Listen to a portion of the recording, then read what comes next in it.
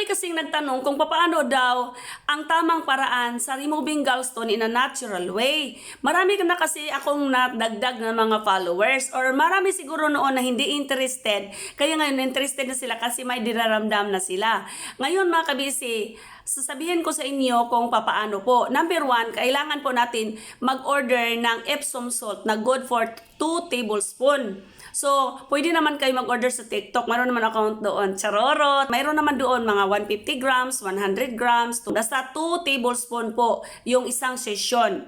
Tapos, ganito po ang gagawin niyo. Handa po ninyo yung olive oil na good for half glass and lemon na yellow, good for half glass din. Na paano natin inumin?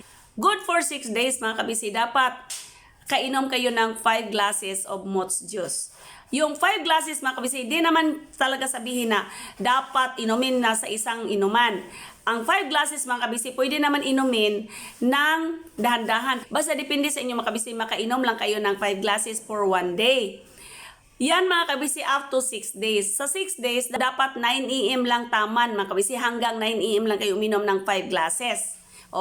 Yung 5 glasses na ininom natin every day for 6 days mga kabisi, yun ang nagpapalambot ng stones doon sa ating gallbladder.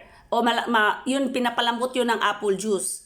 Pagkahapon na mga 6 PM, dapat hindi tayo mag-dinner. Dapat empty ang ating stomach mga kabisi. Dapat wala tayong kain na dinner talaga kasi wala ang paglagyan, ang flushing kung hindi empty ang yung stomach, kung busog kayo.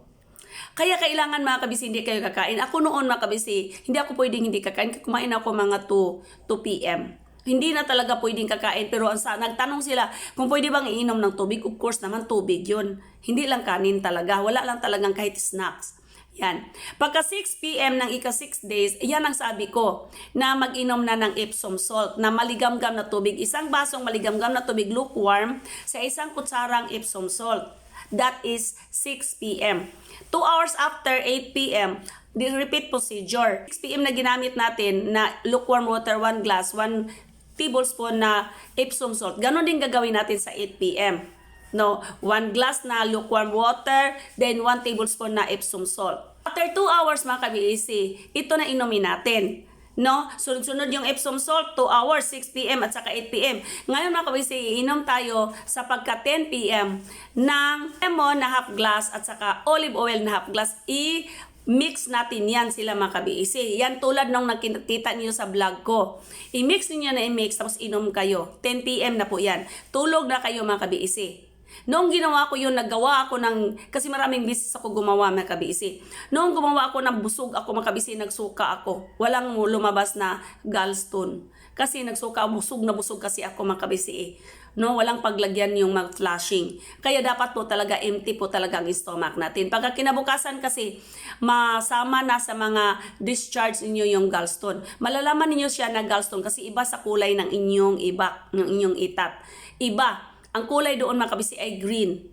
Kaya sa akin mga kabisi, nung nagpa-ultrasound ako, na marami akong gallstone na mayroon pa akong 7 cm na malaking-malaki talaga mga kabisi. May lumabas na malaking-malaki pero malambot na siya. Pero green siya ang kulay mga kabisi. Iba sa kulay ng discharge. Kaya mga kabisi, nung after 6 months, saka pa ako nagpa-ultrasound, wala na akong gallstone. Wala na mga kabisi. Kaya wala na din akong dinaramdam. Kaya marami din akong natulungan dito mga kabisi. Ang daramdamin natin dyan mga kabisi, alam ba ninyo na napakasakit po talaga ang ating tiyan.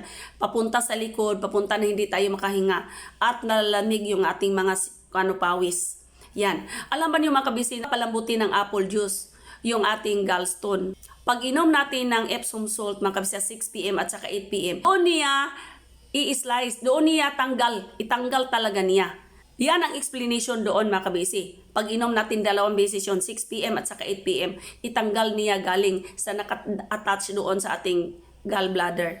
So, kaya mga kabisi, pagka 10 PM na uminom tayo ng olive oil at saka lemon, yun po, mag-flush po siya doon sa ating para mag-discharge na. So, siya po ang magpa-flush. Ipa-flash po niya. Yun po ang explanation doon sa papel na piniprint out na ibinigay sa akin. Yan, kaya ako noon mga kabisi, last recourse ko na po. last option ko na po. Kasi akala ko na po talaga mawala na ko talaga doon. Hindi pa talaga basta-basta magkaroon tayo ng gallstone. Kasi hindi po talaga maganda ang pakiramdam at saka namumutla na ako noon mga kabisi. Nabutirik na akong tiyan noon mga kabisi. Kaya ngayon mga kabisi, nagpasalamat ako doon sa tumutulong sa akin. Kaya baka naman ito, kung kayo po may mga dinaramdam na mga masasakit sa dito sa sikmura, na papunta sa likod at dito sa may baba ng dide, dyan, tapos pinapawisan kayo na masakit mga kabisi, baka naman may gallstone kayo. Sa mga may gallstone, huwag kayong mag-alala, matanggal yan naturally. Hindi po totoo na sa akin po experience, hindi po naman po magbabara sa bile duct, sabi nila. Baka na magbara daw yung stone sa bile duct. Pinalambot na po yun na ni apple juice 100% ni Moots.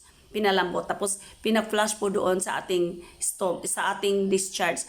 Kaya mga kabisi, proven po yan sa akin. Wala na po. Akala ko nga yun na ang katapusan ko. Last talaga noon. Kaya God has given me miracle through other people. Kaya naman baka naman din ako yung other people ninyo na nakapagising sa inyo naturally, hindi na kayo magbayad ng malaki, hindi na kayo magpapaopera, at ito na lang inumin ninyo. Talagang religiously and faithfully gawin ninyo yan, isang session lang. For 6 days, uminom kayo ng apple juice 100%, Moots 5 glasses for 6 days. 5 glasses. Pagka 6 day na yan ang ultimatum na session. Yung 6 p.m. mag-inom ng lukewarm na may Epsom salt. 8 p.m. lukewarm, 1 glass na may Epsom salt, 1 kutsara. Tapos 10 p.m. yun lang last na half glass na olive oil at half glass na lemon na yellow. Mga kabiisi, kung nagustuhan ninyo itong video ko, kung mayroon kayong dinaramdam or kung wala pa kayong dinaramdam, pwede naman flashing, wala namang mawawala sa atin kasi inumin naman yun. Wala, natural naman yun mga kabisi. Baka ito na yung sagot sa inyong mga dasal. Kaya mag-subscribe naman kayo mga kabisi, mag-follow at mag-share para marami kayong matulungan. Mag-comment naman mga kabisi, yung nakagawa na galing sa video ko, mag-comment naman kayo na thank you Lord. Thank you Sister Sonia. Hindi, ginamit lang ako ng Panginoon mga kabisi. Kaya thank you!